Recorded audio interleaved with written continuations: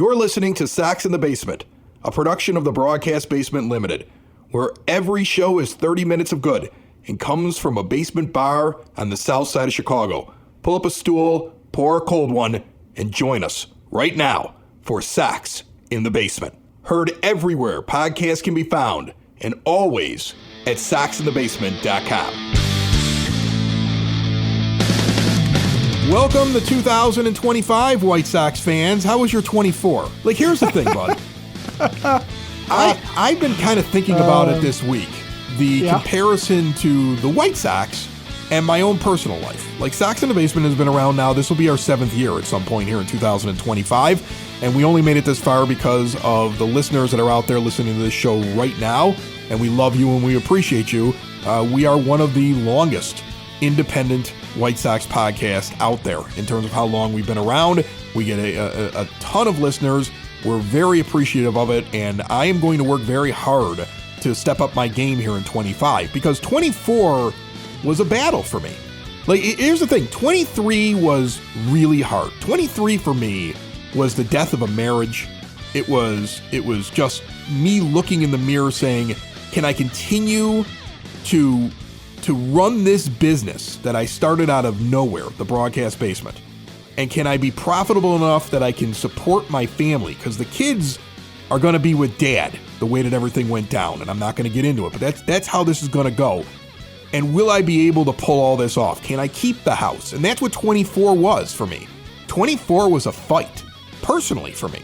It's a massive fight. It was a fight in divorce court. It was a fight for the kids. It was a fight for everybody's well-being. It was a fight to make sure they could stay in their schools. It was a fight to make sure that one of them go off to college. It was a fight to make sure this company, which Sox in the Basement is just one of many podcasts on, that turn a profit and provide and put food on my table and take care of my children, this company had to get bigger. And it did. Somehow in 24, everything seemed to fall into place. There were late nights I was exhausted. There were times where I wasn't sure it was going to work out, but it has. And in fact, today, as we record, we're recording on the eve of New Year's. You're listening to this on New Year's Day. Today, I approve the final wording that will end the divorce and will allow me to move forward in my life. And it's good for everybody that's involved. And that's a big accomplishment. And I will enter 2025 with more podcasts on the network than ever before, more contracts signed with advertisers and government agencies, and I'm actually putting together podcasts for more than one South suburban village or city or town. They all call themselves different things. And the expansion continues.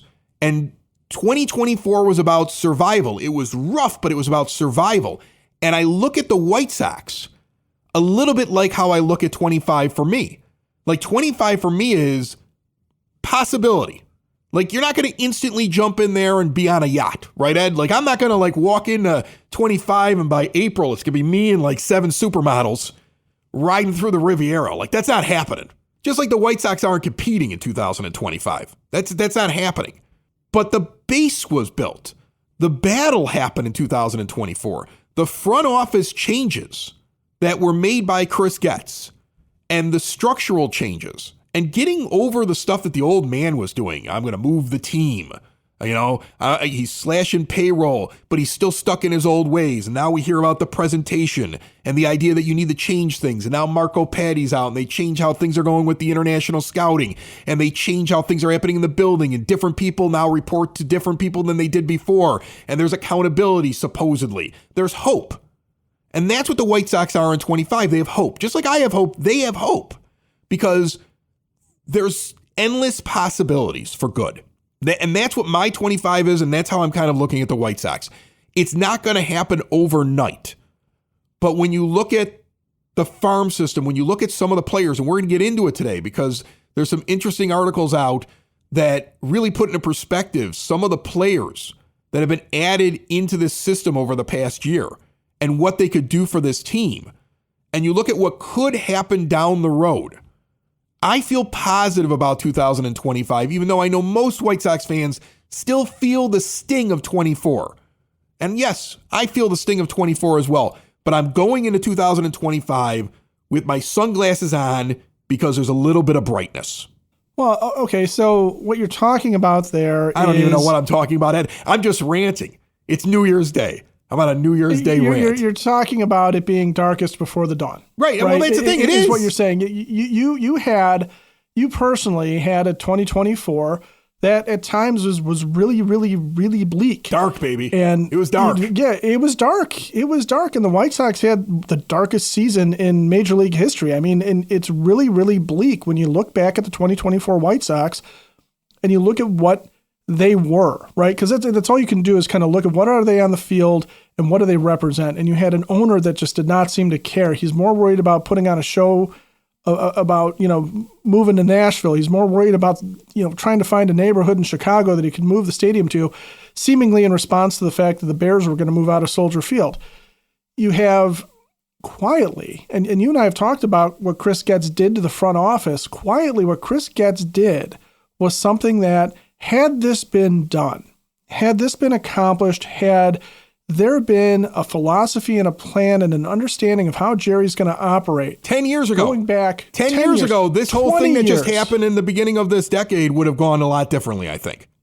20 years ago, it would have helped because it would have been sustainable, okay? They would have done a better job on the Chris Sale trade. They would have done a better job building the team for the run that they thought they were going to have if they would have had different things in place and different people running things. Like, I'm convinced of that now after watching what Getz has done. Like, you're right. There were horrible things in 24 for me, and there were horrible things for the White Sox, but I'm focusing on the positives because there's a lot of good. Like, there's been some really good things that have happened to me in 2024 that bode very well for 25. There's good things that have happened even though you weren't paying, because sometimes you could focus on the negatives, Ed. Sometimes you can look at the things that are always going wrong. You can look at the box score. You can look at what's going on in the field. You can look at the way that the owner's treating everybody, and you can kind of lose that hidden there in the background, not really being talked about very much, is what could happen next. I'm talking about the Brian Bannisters of the world and the Ryan Fullers and the new guys that are in there and the voices that are in there, and the way that I'm seeing a different process for how they decide who they want to have on their team and what they want to do, that makes me feel like 24 can go into the rearview mirror. Like, I'm putting it in the rearview mirror. The White Sox should do that as well. Maybe the fan base should do that a little bit as well. I'm not saying forget it. I'm not saying forgive Jerry Reinsdorf. I'm not saying hold his feet to the fire or change your opinion about how you feel like things have been run. But it may be time to say, let's just see what happens next. Because if you live in 24, man, you'll be miserable forever. Well, and again, fandom should be a long-term process, right? And for those of us that have really, our White Sox fandom has spanned the entirety of the Jerry Reinsdorf era, we've known nothing but the disappointment of the Reinsdorf era, because even when there has been success, it's been so fleeting that we've clung to it with the hope that, like, okay, they can recreate this. But there's really no way to recreate 2005 when 2005, and looking back at it, was just such a lightning in a bottle moment. And so many things fell into place that were just so kind of ridiculously convenient that it couldn't be sustained. And the fact that it couldn't be sustained was based on, you just can't always put together a pile of cheap veterans that are going to go out and win a World Series. And what you see now is you see Chris Getz getting into this and going, all right, I'm not trying to do that, because we've looked at the free agent signings and they are nothing really, right? I mean, it's a reclamation project here. It's a guy that has a history with Ryan Fuller and Austin Slater. You got little bits and pieces, but you don't have Chris Getz sitting there saying, I'm trying to put together, this major league roster, and we think that this guy is going to have a future with us. We think that this guy's great. No, what he's doing is he's sitting there going, it's a process. At this point, the scouting department's completely different, which means that the drafts are going to be different. The international signings are going to be different. The philosophy of how they develop players all the way through the system and what they bring to the field at the major league level is going to be the same all the way throughout. That's why Brian Bannister and Ryan Fuller exist, because they are there to create a template for what goes on all the way through the system. At least in theory, that's what we're supposedly having happen in this new wave era. And what it is that gives you hope for the future is that Chris Getz will be able to continue to act as a Jerry whisperer, right? That's the one little positive that we got out of some of this stuff is that Chris Getz seems to understand how to speak Jerry. That's the one thing I used to beg for, right? Yeah. I want to get into that because that's something we've talked about around here for years. But first, let's talk about Hyatt Home Medical Equipment. Switch to a new age of life, folks, with Hyatt Home Medical Equipment. Keep mom and dad, grandma and grandpa out of assisted living. Make it so they can get around on their own and live independently with stair lifts, ramps, grab bars, lift chairs, and even bathroom remodeling. They work with insurance and have 0% financing for qualified individuals. If you are unhappy with your CPAP machine vendor, switch now. They will directly mail supplies to you. They also have the latest and greatest in continuous glucose monitors. Learn all about Hyatt Home Medical Equipment, what they have and what they can do for you at hhme.com. What has been one of the overarching philosophies of this show? Something that has been talked about since we started years ago. The idea that you can't change the owner. Until he's dead, you can't change the owner. And my feeling on a general manager is that, one, he needs to be heartless. He needs to be able to sit there and say, yep, you're done. You're DFA'd. You're not in the plans. Or you need to change. You need to do this. And if you don't do it, you're not going to make it on the team. You don't have a guaranteed spot. And I'm not going to sit around and wait for you. That's one of the things that I want. I also want a general manager that understands what he's working with in terms of an owner. Like if you walk in to any Major League Baseball team and you decide you're going to run it like you're the Dodgers and they're not spending money like the Dodgers, you're going to fail. If you go to Pittsburgh or Tampa Bay, for example, and you walk in and you expect to have a $200 million payroll, you're going to fail as a general manager because you're going to build your team under this belief that they're going to operate like a big boy team, and they're never going to do that. And the problem with the White Sox is there was a belief in that front office that the old man would come through when they needed it. And the Machado thing really tells you. I mean, that's when Kenny Williams was crying his tears underneath his dark sunglasses the day that Machado went elsewhere. A lot of that is because Jerry wouldn't agree to the contract that Machado had always said that he wanted, which was 10 years and $300 million, which is what he got. And the Sox did everything they could because when it came time for the old man to actually give the guarantee, oh, sure, there was more money that was not guaranteed because that would have never made it to Manny Machado, and he was smart enough to understand it. But when it came to the guaranteed money, the old man wouldn't give it. And the problem that the general manager of the White Sox and whatever Kenny Williams was above him, but the guys who were in charge, the problem they had was that they never understood who their owner was. That is the shining light in the backdrop of a bad 24 that gives me hope in 25, is that I feel as though Chris Getz knows exactly who his owner is. And that's the most important thing about this. Like if anything's going to work, if you're going to have anything to root for as a fan of the White Sox over the next couple of years, it's going to be because the general manager knows who the owner is. If Chris Getz leaves, if he's fired, if another owner comes in and a new general manager comes in, you always want the general manager to understand who the owner is so that they make a plan based upon the restrictions, the issues, the problems, and everything else that comes with that owner, knowing what they can get and what they can't get. So they're not caught with their pants down and then you don't have a rebuild that falls short because you weren't able to do the most important things like find that marquee star that you were going to build around. You have to understand, like a general manager for the White Sox has to understand that as ridiculous as it sounds, this owner will always be resistant to the idea of trading with the Cubs and teams within his own division. I believe some of that comes from Jerry Reinsdorf. I believe it because I've seen it happen through multiple general managers, that fear. And that also, this owner does not play well with the biggest agent in baseball. He doesn't like it. And so as a GM, you need to understand that as you're building your team, these are restrictions you're going to run into. Money and those ridiculous little things that happen. And so that's my only hope. I feel like Chris Getz gets it. I'm interested to see whether or not Chris Getz is able to whisper in Jerry's ear an idea that we came up with recently, which was Jordan Montgomery kind of coming over to the White Sox to get him off the hands of the Diamondbacks who don't want him. Their owner doesn't want him. You have all this room in your payroll. You could bring him over and eat a lot of that and maybe even pull a prospect or two and then flip Montgomery at the deadline because he's going to pitch a lot better this year. I believe that all those pitchers that were held out early in 24 because Boris was trying to get the most amount of money, like Snell and Montgomery, they suffer from not being able to be with their regular team, going through their regular pitching things and doing their regular spring training. They're going to be good this year. And if they really don't want him in Arizona and you have all this room, that should be the coup move. That should be the move that makes you sit back and say, Chris Getz knows how to play chess, which is take that salary, move him over, get another piece because they're trying to unload him. They just went out and got Corbin Burns, right, Ed? So get another piece, pull it over, and then flip him at the halfway point. And be able to convince Jerry, don't worry, you're not even going to pay all this contract because the people that take him at the deadline are going to pay some of that deal. And that's the move right there. That's the move I want to see happen. That's the move I'm rooting for right now this offseason.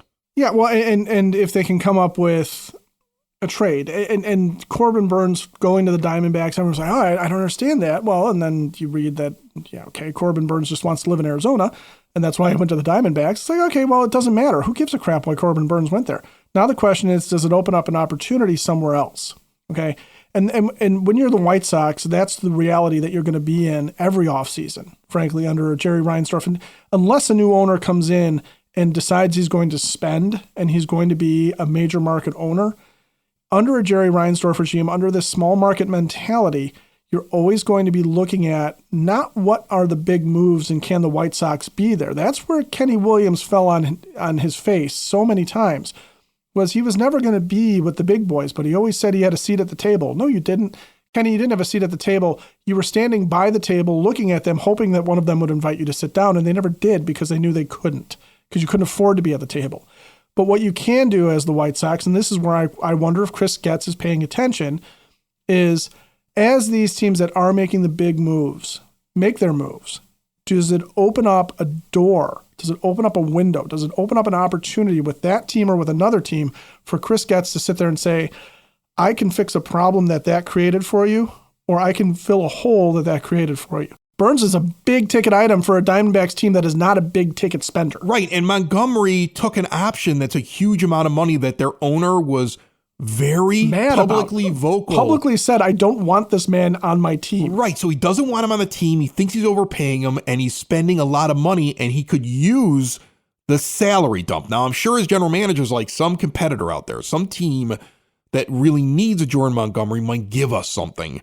So that's what they're going to hold out for at first. But this also seems like the kind of thing that if they get desperate and just want to get rid of that money, like if you have an owner that just wants to get rid of that player and get rid of that money, this is something that Chris Getz has to go whisper to Jerry Reinsdorf and say, look, we're going to take on this contract. It's still going to get you well below $90 million this year that you're going to spend. You're going to be at the bottom of Major League Baseball. It's going to give you somebody that you get to throw out there for the season ticket holders. They're going to love it. They're going to, oh, look at that. We're going to actually have a pitcher. Here's our opening day starter. Oh, our opening day starter is to Jordan Montgomery. And I'm going to be able to flip it for more players. You're not even going to pay the entire year for Montgomery. Yeah, because he just needs to rehab. All Montgomery needs to do is just rehab his image a little bit. That's all he needs to do. Prove that last year was not the beginning of the end for him. It's just a next level type move. It's the idea of saying, okay, look, I know what the Diamondbacks are going to do first. It would be predictable. The Diamondbacks are now going to try to move Montgomery. That's what I would think they're going to do. Even if there's no buzz about it, even if you're hearing they're not going to. The owner doesn't want him around and thinks he's overpaying him. The thing is whether or not other teams are going to sit there and say, well, I want to take on that payroll on a roll of the dice. What if he isn't as good as he had been in previous years? What if he isn't worth that money? But the Sox have all that flexibility in their payroll. And again, you are still seriously lowering payroll from last year if you take him on. And if it does pan out, you deal him and you use it for team building, and you can pitch it to your owner of, you're not going to pay for this whole thing. If it doesn't work out, you're not on the hook for next year. He's gone. Yeah, he's a one-year gamble. I would rather have Getz go to Reinsdorf and ask for money to do that than go to Reinsdorf and ask for money for an aging hitter for the lineup or a couple of pitchers that would have a veteran presence on the team in the middle of the rotation. You know, I'd rather him take his shot at that, right? I think that's a more valuable piece because I think that's a piece that you move later and you get really valuable pieces back at the midway point. And he wouldn't be a bad guy to have sitting in there anchoring your rotation while you're trying to figure things out with these young pitchers. Please, I hope they're considering that. I don't know if it's possible. You need the other team to be interested in it. I just don't know if there's a lot of teams in Major League Baseball that want to pick up Montgomery's salary if they're competing and have to give up a prospect for him, because it's not a very good deal. But it's a good deal for a team like the White Sox that may want to flip him.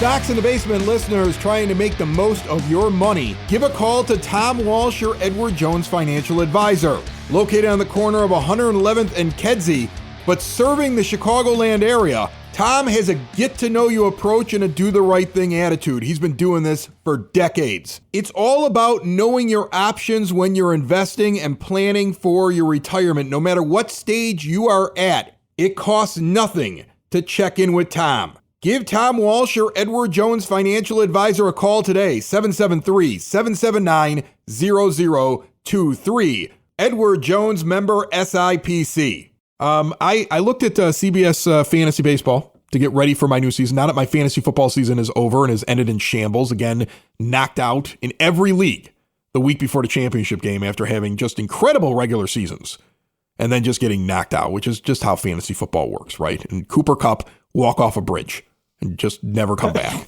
Right. Okay. So many people got Cooper Kupp out of the playoffs. And as far as I'm concerned, I'm rooting against the 49ers for the rest of my life after I kept Christian McCaffrey as a keeper in one of my leagues. And that's really the whole difference in how that season went.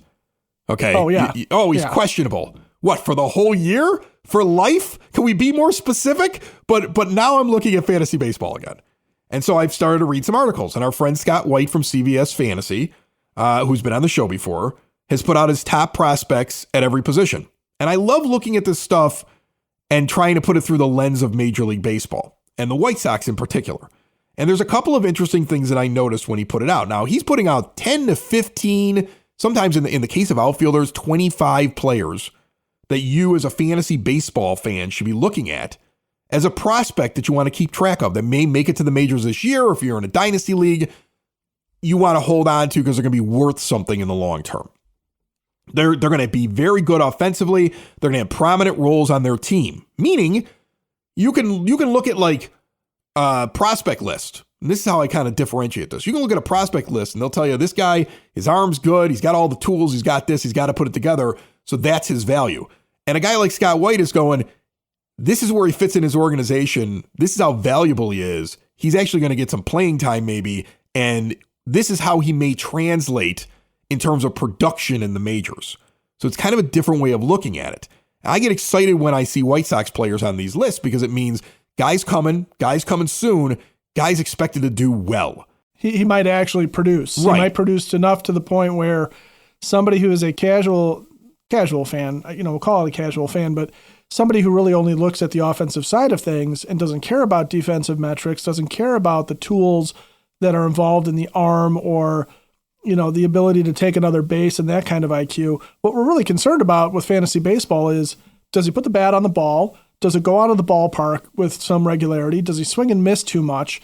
And, in the case of some leagues, it might just be as simple as, can he play error-free baseball? Right. Is he producing things like that? Right. I mean, like in a points-based fantasy baseball league, if you have a good OPS, you're a good fantasy baseball producer. It's really the easiest way to look at it. And if you have a low whip, you're a good fantasy baseball pitcher. All the other stats can be there, but I mean, this is why I always gravitate to these stats because I'm a fantasy baseball player and they're like the simplest way to look because does the guy produce offensively? Does the guy produce as a pitcher? So what's interesting, the first thing I noticed is first base, second base, third base, no White Sox. Like the Sox have nothing that's interesting to Scott White at all. He's going 15 players deep on prospects. Can't find a White Sox player. And Colson Montgomery, way down the list at shortstop. What, 15th on this list? I know. And the funny thing was last year we had him on the show and he was high on him. And he's basically sitting there going like, yeah, he didn't look good. I mean, like we get the prospect guys that come on. They tell you, oh, he looked good at the very end. And Scott White mentions that, hit 275 with 8 home runs in his final 37 games between AAA and the Arizona Fall League. But like, that's not getting him excited. He's got him 15th right now on the list of all these different guys that may or may not make it to the majors. And some of them are definitely not making it to the majors. And he'd rather have them over Colson Montgomery, who the general manager is indicating is going to get every opportunity to be the starting shortstop. So that kind of gives me pause. Our new acquisition in the outfield looks very good. We seem to have found a star in Braden Montgomery because he's not going to make it to the majors. He's never played in the minors. And Scott White has him 15th overall on a list of 25 outfield prospects. Like that's That's basically saying this guy's going to be a thing. You want to go get him, which I found was interesting. And we can get into maybe the pitchers. I'll just mention the pitchers real quick. Noah Schultz is a stud as far as White sees it, and he's coming this year. And the same thing with Hagen Smith, who he calls a just slightly shorter version of Noah Schultz. Like these are guys you want to go grab because they're going to produce very well in fantasy baseball this year. So that you're excited about those two names when you read the list. You go, oh, even the fantasy baseball guy's not so sure about Colson Montgomery. And then when you get the catcher, it becomes the most interesting. And that's why I brought this up. We talked about Edgar Quero on the last show. He makes the list. He is number 10 out of 10 catchers on his list. And, just ahead of the bonus guy, Theron Lorenzo. Right. And he gets bumped down mainly because Kyle Teal is now part of the organization. That's kind of how it's given. Like he says, Teal is the better of the two. That, yeah, Quero might get there first. But when Kyle Teal gets there, if you're trying to project out catcher, that's the guy you want on the White Sox, and he's the third best prospect in all of fantasy baseball catchers going into this year. And I want to read what he writes. Teal, the prize of the Garrett Crochet deal with the Red Sox, will rank lower on some lists because he lacks a standout tool. See, this is what I'm talking about. On a regular prospect list, they're looking at the tools.